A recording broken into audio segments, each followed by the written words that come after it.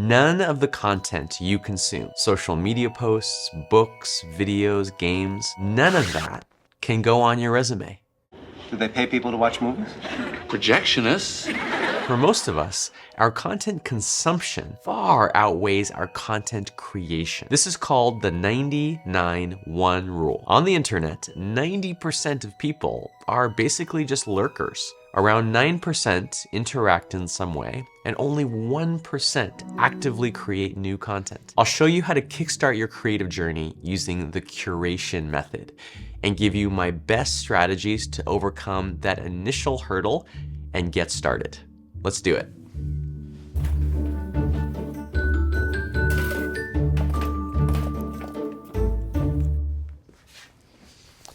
See, I have a different perspective on creating from most people because I grew up with an artist for a father. Some of my earliest memories are of him painting figures and still lifes in his smock out in the backyard. For me, creativity and art have nothing to do with the internet or the creator economy. It's about a timeless pursuit of artistry that people have been tapping into for millennia. All that's changed is that with digital tools and online networks, it's far more accessible than ever to be an artist, whether professionally or just in your spare time. So why do I think this path is one that everyone should pursue in some way or another? I'll give you 3 reasons. Creating content deepens your understanding of a topic and solidifies your own knowledge. When you first read a book or consume any piece of content, you feel like you understand it. You feel like you've gained this knowledge.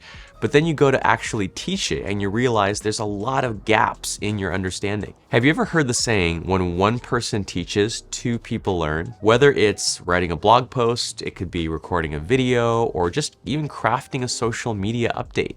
Those acts of creation act as a forcing function to organize your thoughts and then present them in a coherent way. Second, creating builds your personal brand. In today's digital age, your online presence, the stuff that you've shared and posted online, that's your resume. By sharing ideas, insights, stories from your day-to-day life online, you're actually constructing a narrative about who you are. Third, creating content can open so many doors to connect with like-minded people. What you're doing when you share yourself online is you're starting conversations. Those conversations can lead to collaborations or to job opportunities or to new clients and sometimes even new friendships. One of my readers a few years ago was David Perel, and he reached out to me and proposed a collaboration to create a new writing course he was envisioning. We did that over the course of a few months, and working with David as a business partner over a couple years is what gave me the finances and also the courage to hire my first full-time staff. I really don't know if I ever would have made that leap otherwise. So how do you start creating content if that's not something you've done before, or if you've just done it a little bit? The way I got started before I knew what I wanted to create and share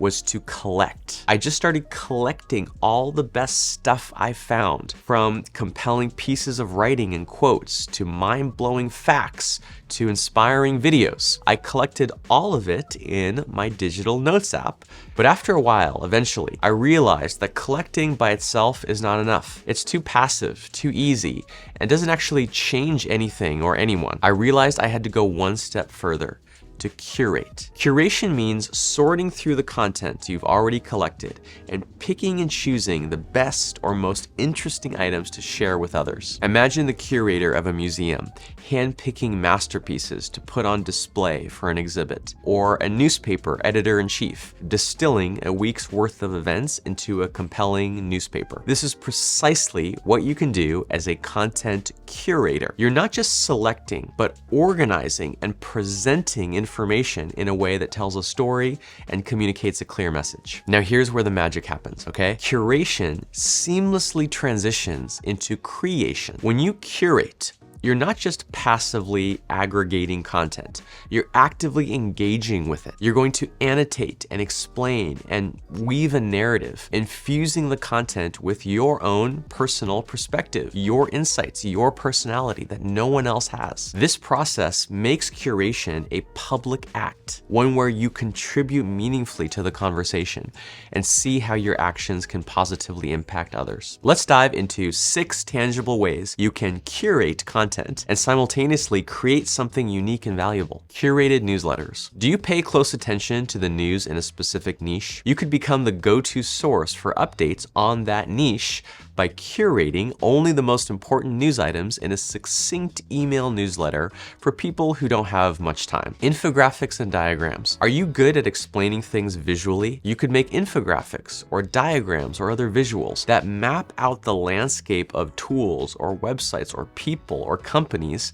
in your area of interest. Comparison tables. Are you analytical? Are you good at researching and evaluating different options? Share your research in a comparative format to guide others through similar important decisions. Toolkits. Are you good at finding valuable tools and resources? Collect all your best recommendations into toolkits for a specific skill or niche that people are trying to learn about. Guides. Have you spent a lot of time in a certain field or industry? Create a comprehensive guide for those who are just entering it with lists of key players, companies, or educational resources they may not know about. Reviews. Do you have strong opinions you feel confident about? Offer your take or your opinion on products or works of art or emerging concepts or trends. Add your commentary and give it your own personality. Now I want to answer the next question. How exactly do I curate content? Here are my 5 guiding principles. First, you need a place to simply collect things. In other words, a second brain. This is the first most fundamental step, not only for content curation, but for knowledge work in general. And it's the primary focus of my book and my online course, Building a Second Brain. See, it's impossible to curate effectively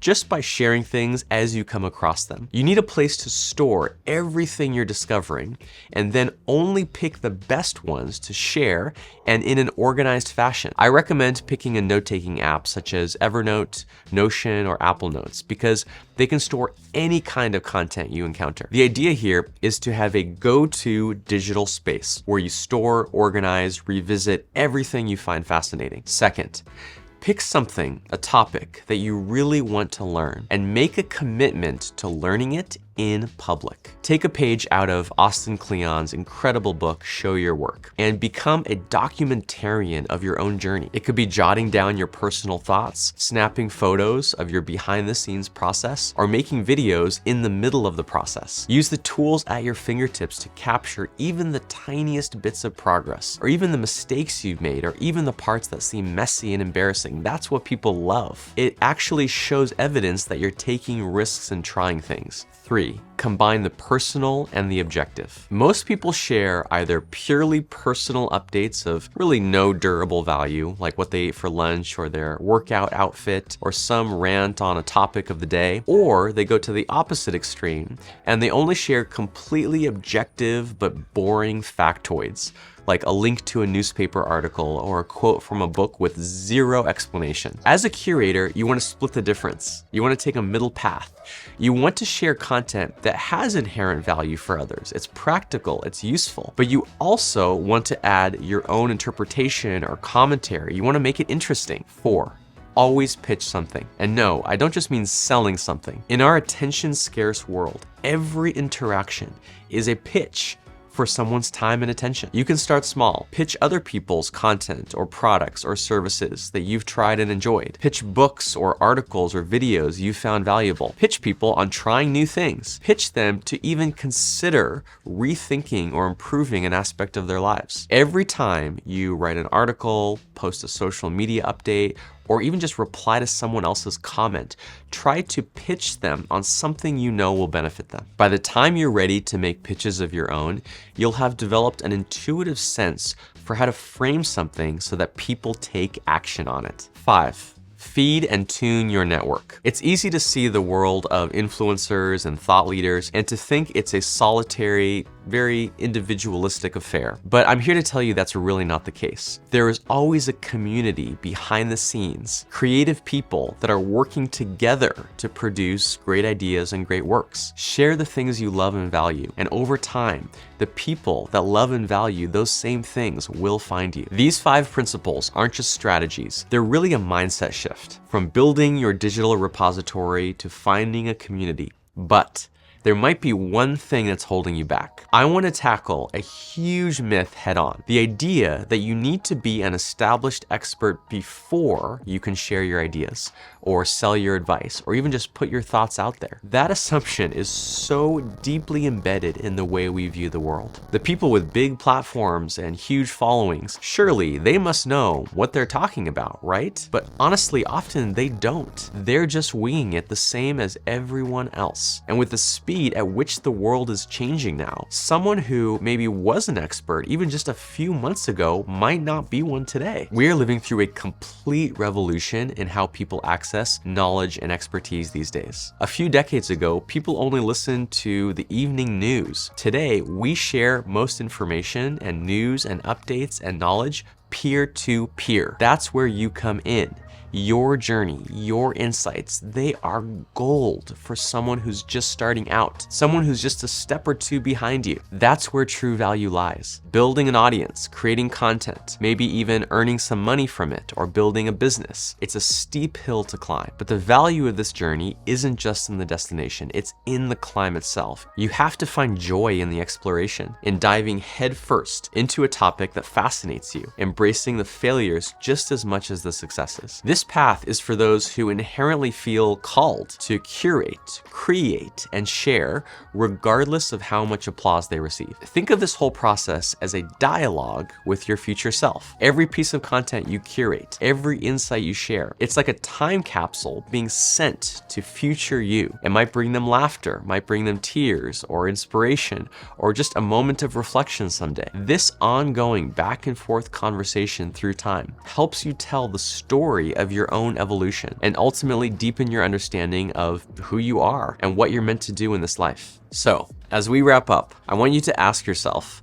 what sparks joy for me? How can I share that joy with others, even if it's just with my future self? Share what you come up with in the comments. And if you found value in this, hit the like button and subscribe for more. And remember, this is not just about creating content. It's about creating a community starting with you and me.